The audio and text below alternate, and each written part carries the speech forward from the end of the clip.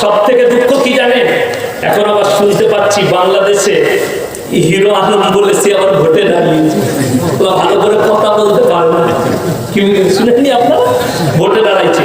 এটা কিয়ামতের আলামত না আলামত নয়? কিয়ামতের আলামত। যার মুখ দিয়ে ভাষা বেরোয় না, আবার কদিন পরে শুনতে পাবেন আর একজন দাঁড়াচ্ছে ভোটে, তার নাম কি? সিদ্ধু। সেও দাঁড়াবে ভোটে। এটারই নাম বাংলাদেশ। এটা শুধু বাংলাদেশ নয়, গোটা পৃথিবীর অবস্থা। এটা কিয়ামতের আলামত, নবীজির ভবিষ্যৎবাণী। শুনেলেন একটা একটা করে, শুনেলেন এই চোর মূর্খ অমানুষ এদিকে ভোটে দাঁড় করাবে, এরা নেতা মন্ত্রী হবে। তারা কি ইসলামের বুঝে, আমার নবীজির আদর্শ কি বুঝে? বুঝতে পারেন? পদ্মা সেতু উদ্বোধন হয়েছে, কোরআন তেলাওয়াত করছে। পৃথিবীর 3টে বিশ্ব সেরা হাফেজের মধ্যে 3 নম্বরটা বাংলাদেশের, ঠিক কিনা? কোরআনের হাফেজদের মধ্যে 3 নম্বর পৃথিবীর। 1 নম্বর হচ্ছে মিশর, 2য় নম্বর সৌদি, 3য় নম্বর হচ্ছে বাংলাদেশ। পৃথিবীর হাফেজের কোরআনদের মধ্যে তাদের কোরআন তেলাওয়াত হলো না। বড় বড় উলামায়ে দ্বীন আছে, এত বড় বড় আলেম আছে, তাদের কোরআন তেলাওয়াত হলো না। হলো কার? যে ভালো করে কোরআন পড়তে পারে। কি বুঝলে? মুখে দাড়ি চাচা মান, জীবনে নামাজ পড়ে না, সে হচ্ছে কোরআন তেলাওয়াত করছে উদ্বোধন করা। সেই ব্রিজ কখনো বরকত হয়? লেখেলেন, আমি বলে দিচ্ছি, খুব জোর 10 থেকে 15 বছরের মধ্যে ব্রিজটা ভেঙে পড়ে যাবে। এমনি পড়ে যাবে 15 বছর। আর কিয়ামতটা শুরু হবে বাংলাদেশ থেকে, অন্য কোথা থেকে শুরু হবে? বাংলা এইখান থেকে শুরু করবে। কেন? বাংলাদেশে এরা মনে করেছে কয়েকটা আলেমের জবান বন্ধ করে দেব, দিয়ে মনে করেছে আমরা দেশটাকে স্বাধীন করে দেব। তোমার জানা নেই হাসিনা, তোমার যদি হিম্মত থাকে তোর বাপকে কবরে গিয়ে জিজ্ঞেস করে আয়। এই ভারতের মাটিতে 56,000 আলেমকে, লাহোর থেকে দিল্লি পর্যন্ত এমন কোনো গাছ ছিল না ইংরেজরা সেই গাছে ঝুলাইনি আলেমদের। তারপরেও ইসলামকে মিটাতে পারেনি, আলেমদিকে মিটাতে পারেনি। সুবহানাল্লাহ। শুধু তাই নয়, কয়েকশো মৌলবীকে আন্দামান নিকোবরের জেলে, মাল্টার জেলে বন্দী করেছে। তারপরও ইসলামকে আর কোরআনকে, উলামাদিকে মিটাতে পারেনি। ইয়াসিন মারা যাবে, আমার তৈরি করা তালবিলিম, আমার হাতে তৈরি করা আমার ছাত্র আছে, তারা ইয়াসিনের হয়ে দাঁড়াবে। এরকম ইয়াসিন আবার পাবে। যদি কেউ চায় আমাকে গারদে ভরে মেরে দিবে, আমি শহীদ হবার লেগে দাঁড়িয়ে আছি, কিন্তু একটা ইয়াসিনকে শহীদ করবে 100টা ইয়াসিন তৈরি হচ্ছে আমাদের কারখানা।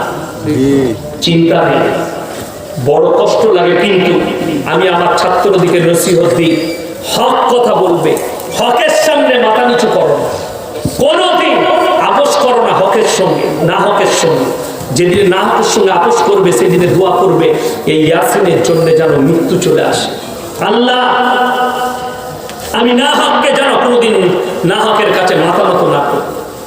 আমি এখানে বলার কথা নয়, আমি এমন জায়গা থেকে সরে এসেছি খালি হকের কারণে, সে আর আমাকে ফোনও করে না। এমন একটা পদের লোক, আমি খালি তার ভুল বার করেছি বলে, তার ভুল ধরেছি বলে সে আমার বয়ান শুনেছে। এই লোকটা তো হক কথা বলছে, তার মানে এই পাপে তো আমি জড়িত আছি। সে লোক আমাকে আর ফোন করে না, আমার সঙ্গে সম্পর্ক রাখে। আমি বলেছি, তোমার থেকে বড় সম্পর্ক আমার আল্লাহর সঙ্গে সম্পর্ক থাকতে হবে। তুমি আমার কাছে তুচ্ছ, আমার নবীজি সাল্লাল্লাহু আলাইহি সাল্লামের আখলাক আমার কাছে শ্রেষ্ঠ, আমার নবীজির আদর্শ আমার কাছে শ্রেষ্ঠ। পৃথিবীর মানুষের আদর্শ, কার আদর্শ আমার কাছে শ্রেষ্ঠ নয়। আমার ভাই বেঈমান, কাফের, নেমখারা স্বামী বিবেকানন্দের মতো লোক আমার নবীজির আদর্শের প্রশংসা করেছেন। সুবহানাল্লাহ। কবিগুরু রবীন্দ্রনাথ ঠাকুরের মতো লোক আমার নবীজির প্রশংসা করেছেন। রাজা রামমোহন রায়, শ্রী রামকৃষ্ণ, এরা সবাই আমার নবীজির প্রশংসা করেছেন আখলাক আর চরিত্রের। আর 10-12টা কুকুরের বয়ান শুনছেন, দিয়ে মনে করছেন নবীজি ছোট হয়ে গেছে। আল্লাহর কসম, গোটা পৃথিবীর বেঈমান কাফের এক কাছে হয়েও যদি নবীজির বদনাম করতে শুরু করে, নবীজির এতটুকু ক্ষতি করতে পারবে না। জোরে বলুন সুবহানাল্লাহ। কোরআনের এতটুকু ক্ষতি করা যাবে না। আল্লাহ নবী সাল্লাল্লাহু আলাইহি সাল্লাম কোরআনে আছে, নবীজি কোরআন পড়ছেন কাবা ঘরে। কোথায় বললাম? কাবা ঘরে। নবীজি কোরআন তেলাওয়াত করছেন, সাহাবীরা বসে আছেন যারা নতুন নতুন ঈমান এনেছে, কিংবা কিছু কিছু বেঈমান কাফের এসে বসছে। নবীজি কেমন কোরআন পড়ে। আমাদের জলসায় অনেক অমুসলিম ভাইরা এসে বসে, নবীজির কাছে বেঈমান কাফেররা বসছে। বাইরেতে তাবলীগ করছে বেঈমান কাফেররা। কারা? যারা নবীজির দুশমন ছিল তারা তাবলীগ করছে। কি জানেন? আল্লাহ আয়াত পাঠালেন, নবী শোনো বেঈমানরা কি বলছে বাইরে। ওয়াকালাল্লাযীনা কাফারু লা তাসমাউ লিহাযাল কুরআন ওয়ালগাউ ফীহি লাআল্লাকুম তাগলিবুন। নবী যে কোরআন আবৃত্তি করে সে কোরআন তোমরা শ্রবণ করো না।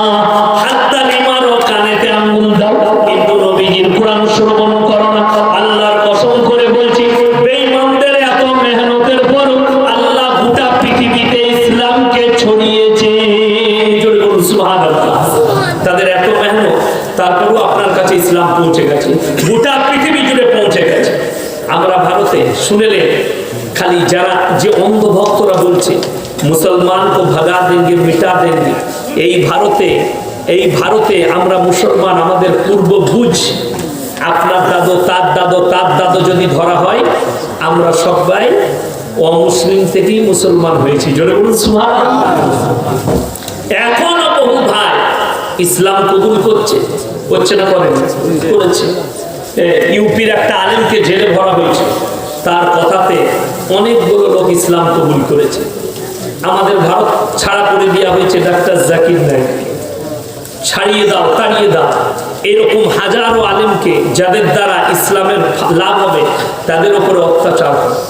সেখানে মাথা নোয়ালে চলবে, অত্যাচার। ইউপির একটা বড় মলনা কি কালিমি আছে, তেনাকে জেলে ভরে দেওয়া হয়েছে, জেলে চলে যাবে। কেন? তিনি নাকি মানুষকে ধর্মের দিকে আকৃষ্ট করছে, অমুসলিম দিকে মুসলমান করছে। আমার ভাই, আমি চ্যালেঞ্জ দিলাম, ভারতের কোনো হিন্দু ভাই যদি বলে আমার গর্দনে টেকিয়ে আমাকে মুসলমান করেছে, শুধু ভারত নয়, যদি গোটা বিশ্বের কোনো অমুসলিম ভাই, ইহুদি, খ্রিস্টান, নাসারা, কেউ যদি প্রমাণ করতে পারে যে মুসলমান তলোয়ার লাগিয়ে বলেছে ইসলাম কবুল কর, আল্লাহর কসম না, ইসলাম বলছে কেউ কি জোর কর না, তুমি তোমার কথা বলো, আমার নবীজির কথা বলো, কোরআনের কথা বলো, যার উপরে আকৃষ্ট হবে আল্লাহ যাকে কবুল করবে সেই ইসলাম নিবে। জোরে বলুন সুবহানাল্লাহ। তুমি প্রচার করো, মানুষের কাছে পৌঁছাও, মানুষের কাছে পৌঁছে দাও আল্লাহর কথা। আমি দাওয়াত দেবো, যে ভাইরা আমাকে গালি দেয় আমি তাদের লেগে দোয়া করি, আল্লাহ তুমি তাদেরকে হিদায়াত দান করো। যে ভাইরা আমার লেগে দোয়া, আমাকে গালি দেয় আমি তাদের লেগে দোয়া করি ইসলামে কবুল করে না। আল্লাহ যদি তাদের তকদিরে ইসলাম না দেখে তাদেরকে পৃথিবীর মানচিত্র থেকে মুছে দাও। আমি এই আল্লাহর কাছে এই সমস্ত প্রার্থনা আল্লাহর কাছে করি। আমার ভাই, সবাই নিয়ত করলে আজ থেকে সবাই দিনের উপরে প্রতিষ্ঠিত হবো। জোরে বলুন ইনশাআল্লাহ। কবে মরে যাবেন জানেন? আমি কবে চলে যাব জানি না। কারণ মৃত্যু সম্পর্কে জানা আছে? জানা না। যখন পেটে বাচ্চা আছে, ডাক্তারের টাইম দেয় না? তার একটা নারীর, একটা মায়ের তার মেন্সের হিসাবে তারিখ ঠিক করে বলে দেয়, বলে না কবে বন্ধ হয়েছে, অমুক তারিখে হিসেব করে বলে দেয়, অমুক তারিখে তোমার বাচ্চা হওয়ার ডেট। 9 মাস 10 দিন, 9 মাস 3 দিন, 9 মাস 4 দিন, যে কোনো একটা ডেট বলে দেয়। আমার ভাই বলি, এই যে ডেটটা বলে দেয়, এটা কিন্তু ধরলে 2-4 দিন এগু পেছু হবে না? 5 দিন 10 দিন এগু পেছু হবে, কিন্তু বাচ্চাটা হবে 9 মাসে হতে পারে, 9 মাস 10 দিনে হতে পারে। কিন্তু কেউ বলতে পারবে যে কে কবে মারা যাবেন? ডেট জানা আছে? জানা। ইন্নাল্লাহা ইনদাহু ইলমুস সাআ ওয়া ইউনাজ্জিলুল গায়ব ওয়া ইয়ালামু মা ফিল আরহাম ওয়া মা তাদরি নাফসুন মাযা তাকসিবু গাদা ওয়া মা তাদরি নাফসুন বিআইয়ি আরদিন তামুত ইন্নাল্লাহা আলিমুল খাবীর। কিয়ামত কবে হবে আমি আল্লাহ ছাড়া পৃথিবীর কেউ জানে না। মায়ের গর্ভে বেটা আছে না বেটি, বিকলাঙ্গ না কালো, খুড়া আছে না ভালো আছে, আমি আল্লাহ ছাড়া পৃথিবীর কেউ জানে না। শুধু তাই নয়, শোনো, কার কোথায় মৃত্যু হবে, কখন মৃত্যু হবে, কোথায় কত মিলিমিটার বৃষ্টি বর্ষণ করবো, আর কার কোথায় রুচি মেটেছে, আমি আল্লাহ ছাড়া পৃথিবীর কেউ জানে না। জোরে বলুন সুবহানাল্লাহ। আমি আপনার দিকে বলবো, 3টে কথার উপরে আপনারা আমল করবেন, সকলে জোরে বলুন ইনশাআল্লাহ। আমার নবীজি সাল্লাল্লাহু আলাইহি ওয়াসাল্লাম মক্কা নগরীতে এলান করলেন, ওয়া মা ইউকরিদুল্লাহা কারদান হাসানা, আল্লাহ হুকুম দিলেন এলান করো। কিসের জন্য? দ্বীনের খাতিরে, আল্লাহর রাস্তা। তোমরা কে কি কারদে হাসানা দিবে বলো, কে কি দান করবে বলো। সাহাবীরা নিজেদের জান মালের কুরবানি করে দিয়েছে। আল্লাহর হাবিব এলান করেছেন, ওমা ইউরিদুল্লাহ কারদান হাসানা, আমার আল্লাহ বলেছে আল্লাহর রাস্তায় কে কি দান করবে, সবাই নিজের নিজের মা, কেউ তলোয়ার, কেউ ঢাল, কেউ খেজুর, কেউ আপনার ঘোড়া, কেউ উট এনে নবীজির কাছে দিয়েছে। কেন? ইসলামের বিজয় আসতে হবে, জোরে বলুন সুবহানাল্লাহ। ইসলামের উপকার হতে হবে। সবাই দান করেছে, সাহাবীরা জানকে মালকে কুরবান করে দিয়েছে। আমার ভাই নবীজি বলেছেন যাকিরা, সব থেকে বড় গচ্ছিত সম্পদ কিয়ামতের দিনে মানুষ কাঁদবে। কিসের জন্য? আমি যদি আরো কিছু টাকা ইসলামের জন্য খরচ করতাম আজকে আমার মঙ্গল হতো, জোরে বলুন সুবহানাল্লাহ। মানুষ কিন্তু কাঁদবে, কিন্তু সেদিনে আর কোনো উপায় থাকবে না। চলুন আমার ভাইয়েরা, আমার মায়েরা, বোনেরা, আমার আল্লাহ রাব্বুল আলামিন কোরআনে বললেন, হে আমার বিশ্ব নবী বলো, ওয়া আতিদাল কুরবা হাক্কাহু ওয়াল মিসকিন ওয়াবনাস সাবিলি ওয়া লা তুবাদদিল তাবদীরা ইন্নাল মুবাদদিরিনা কানু ইখওয়ানাশ শায়াতিন ওয়া কানা আশ-শাইতানু লিরাব্বিহি কাফুরা। হে আমার বিশ্ব নবী পৃথিবীর মানুষকে বলো, ওয়া আতিদাল কুরবা, সবথেকে প্রথমে তোমরা তোমাদের কাছের গরিবের খেয়াল রাখবে, ওয়াল ইয়াতামা ওয়াল মাসাকিন, তারপরে তোমরা দেখবে এতিম আর মিসকিন যারা আছে, ওয়াবনাস সাবিলি ওয়া লা তুবাদদিল তাবদীরা, তারপরে তোমরা খোঁজ নিবে যে তোমার কাছে যারা গরিব আছে, এতিম আছে। তৃতীয় নম্বর হচ্ছে তোমার এলাকাতে মুসাফির কে এসেছে, তোমরা এই তিনজনের সঙ্গে ভালো ব্যবহার করবে, আল্লাহ তোমাদের মালে কারবারে বরকত দিবে। সুবহানাল্লাহ। আজকের এই মজমায় সব থেকে বড় মুসাফির কে? আপনি। আমি 350 কিলোমিটার রাস্তা অতিক্রম করেছি। আমার ভাই, আমি মুসাফির, আপনাদের কাছে এসেছি। আল্লাহ তিনজন বললেন, কাছের গরিব, এতিম, মিসকিন আর মুসাফির, এই তিনজনের সঙ্গে তোমরা খারাপ ব্যবহার করো। আল্লাহ মুসাফিরের দোয়াকে কবুল করেন, সকলে জন্য বলুন সুবহানাল্লাহ। মুসাফিরের দোয়াকে আল্লাহ কবুল করেন। আর যারা আল্লাহর রাস্তায় আল্লাহর ঘরের খেয়াল রাখে, আল্লাহ তাদের খেয়াল রাখে। পৃথিবীর মধ্যে দুটো জায়গা আছে সব থেকে সুন্দর, কটা বললাম? দুটো। একটা আল্লাহর ঘর মসজিদ, দ্বিতীয় নম্বর ওই জায়গা যেখানে আল্লাহ এবং আল্লাহর রাসূলের কথা আলোচনা। আমার ভাই, আপনাদের এই গ্রামে এখানকার মসজিদের জন্য, মসজিদের মহব্বতে, আল্লাহর ঘরের মহব্বতে, নবীজির মহব্বতে, আমি বলবো একজন আল্লাহর বান্দা কেউ আছেন যে 25,000 টাকা দিবেন মসজিদের জন্য?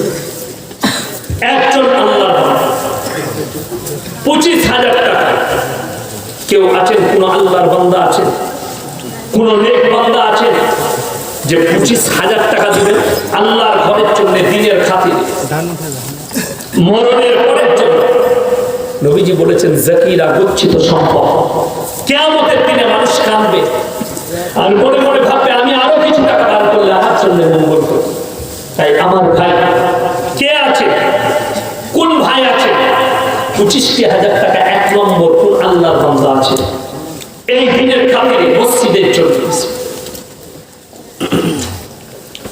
মিনার ভাই, মিনার ভাই 25,000 টাকা। আচ্ছা, মিনারের ভাই তিনি 25,000 টাকা দিবেন, সকলে জন্য নারায়ে তাকবীর। আল্লাহ তাআলা ভাইয়ের জানে মালে ইজ্জতে আল্লাহ বরকত দাও, উনার কারবারে ব্যবসা বাণিজ্য রুজি রোজগারে আল্লাহ বরকত দাও, পূর্বপুরুষকে আল্লাহ জান্নাতি করুন। আল্লাহ আমার ভাই ইনার জোড়া হবার জন্য দ্বিতীয় নম্বর আল্লাহর বান্দা কে আছেন? 25,000 টাকা।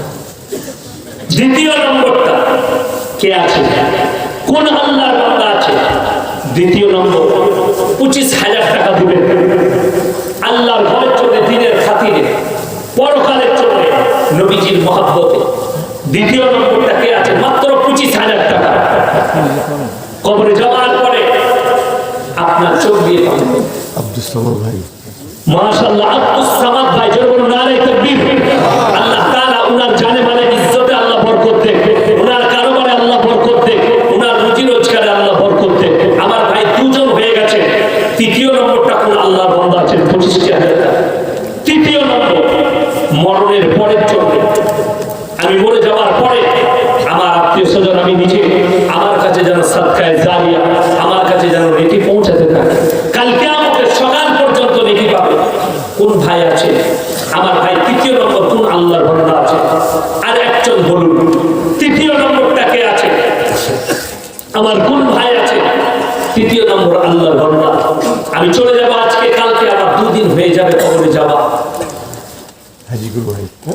ভাই থেকে। হাজিকুল ভাই, নারায়ে তাকবীর। হাজিকুল ভাই তিনি 25,000 টাকা দিয়েছেন। আল্লাহ ওনার হায়াত দারাজ করুন, ওনার জানে মালে আবু ইজ্জতে আল্লাহ বরকত দেন, ওনার পরিবারকে আল্লাহ সুখী করুন, ওনার কারোবারে ব্যবসা বাণিজ্যে আল্লাহ বরকত দেন। আমার ভাই 3 জন হয়েছে, নামাজ হচ্ছে 5 ওয়াক্তের। আর 2টো ভাই আল্লাহর বান্দা। 4র্থ নম্বর 25,000 টাকা কোন আল্লাহর বান্দা আছে? 4র্থ নম্বরটা আমি দেখবো কে আছে, কোন ভাই আছে? আমার ভাই, আমি 5টা চেয়েছি, 3টে হয়েছে, আর মাত্র 2 জন আল্লাহর বান্দা হলি হয়ে যাবে। মাত্র 25,000 করে টাকা আর 2 জন কে আছে? কোন আল্লাহর বান্দা আছে? আমার ভাই কেউ নেই, কোন আমার আল্লাহর বান্দা নেই। এই 4 নম্বর 25,000 টাকা মরণের পরের জন্য, চলে যাবার জন্য আমরা কেউ দুনিয়াতে থাকতে আসি না। আমার ভাই কে আছে আর কোন ভাই আছে একটু বলি। 4র্থ নম্বরটা কে আছে, কোন আল্লাহর বান্দা আছে? মাত্র 25,000 টাকা বলেছে। 4র্থ নম্বর আল্লাহর বান্দা। আমার ভাই কেউ নেই, কোন আল্লাহর বান্দা নেই। এই 4 নম্বরটা আমার ভাই দেখি আল্লাহর ওয়াস্তে পরকালের জন্য শয়তান বাধা দিবে আপনার। কোরআনে আছে ইন্না শাইতানা লিল ইনসানি আদুউম মুবিন। শয়তান হচ্ছে মানুষের প্রকাশ্য দুশমন। কে আছে, কোন ভাই আছে একটু হাত তুলে। এই 4র্থ নম্বর আল্লাহর বান্দাটা একটু তাড়াতাড়ি হাত তুলি ইনশাআল্লাহ, দেখি কে আছে, কোন ভাই আছে।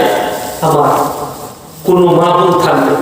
আমার ভাই 3 জন হয়েছে, আর একটা হলে ইনশাআল্লাহ হয়ে যাবে। 4 নম্বরটা কে আছে, কোন ভাই আছে?